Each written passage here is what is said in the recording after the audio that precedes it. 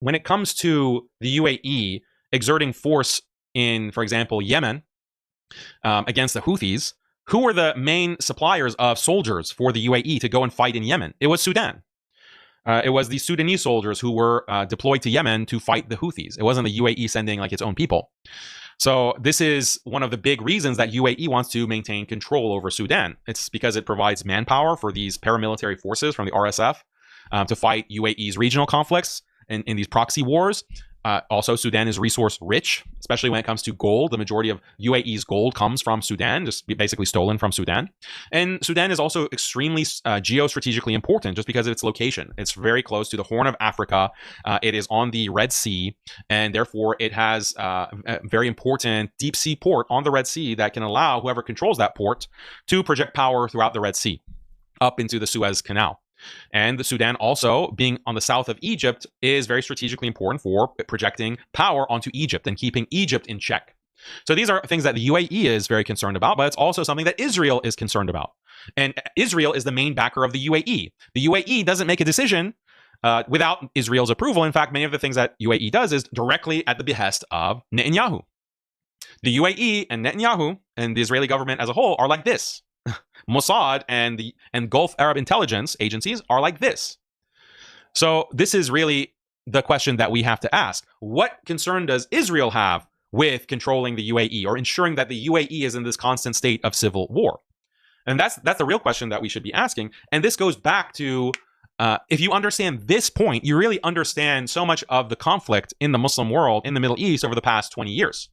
And the bigger context we've discussed the Yanon plan. The Yanon plan from Oded Yanon, this Israeli strategist who wrote that Israel's strategy in 1980. He wrote a paper that Israel's strategy in the Middle East should be to constantly inflame sectarian conflict, nationalistic conflict, to create nonstop civil war, to weaken and destroy all of the neighboring countries, all of the neighboring Arab countries around Israel, in order to protect Israel from any potential Muslim state that gets powerful enough to be able to step in and protect the Palestinians and to prevent Israel from taking all of Palestine and ultimately greater Israel. This is the Yanon plan. But more specifically, in the past 20 years, actually, it does go back to the 1980s, because what happened in the 1980s, post revolution in Iran, the Islamic Revolution, is that Israel determined that the biggest threat that they face increasingly is not Arab nationalism, but it's actually Islamism. Islamism is the big problem, because if it's Arab nationalism, well, you can make deals with the Arabs. You can give them money. You can buy them off. And you can normalize with them. And that's what we've actually seen since the Abraham Accords in 2020.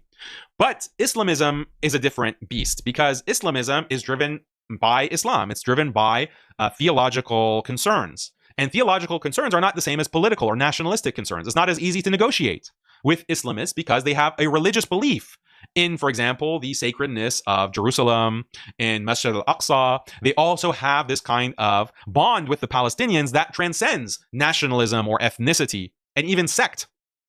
So Islamism is going to be a much harder nut to crack. We cracked the Arab nationalist nut since the founding of the State of Israel, or really from the founding of the Balfour Declaration being made.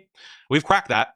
But the bigger issue now, especially in light of the Islamic Revolution in Iran, is Islamism, political Islam. So wherever there is political Islam, we have to target that country and try to destabilize it, sanction it, get the United States to sanction those countries, get the United States to even invade those countries, bomb those countries. And this is why a country like Sudan is a problem, because they have this kind of Islamist history. They have Omar al-Bashir, for example, who has an Islamist strain, a Muslim Brotherhood strain. You have countries that are going to be more aligned with Iran, which is a theocratic state.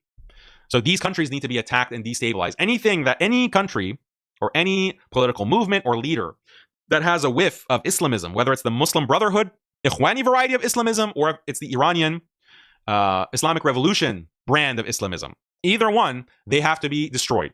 Hamas is another example. Hamas is the main example. Ikhwan related. They are both. They are Ikhwani, Muslim Brotherhood aligned, and they're also working closely with Iran.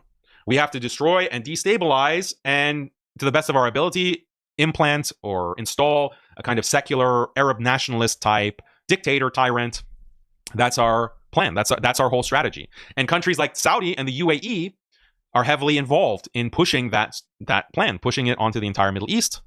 And one of the big things that they do, for example, any kind of scholar that they consider to be ikhwani, and ikhwani means that you are advocating political Islam, or you're advocating kind of alliance across the ummah with Iran, with the Shia, with other Muslim countries, creating a kind of pan-Islamism.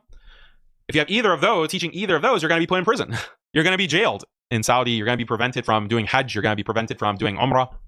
You're a target.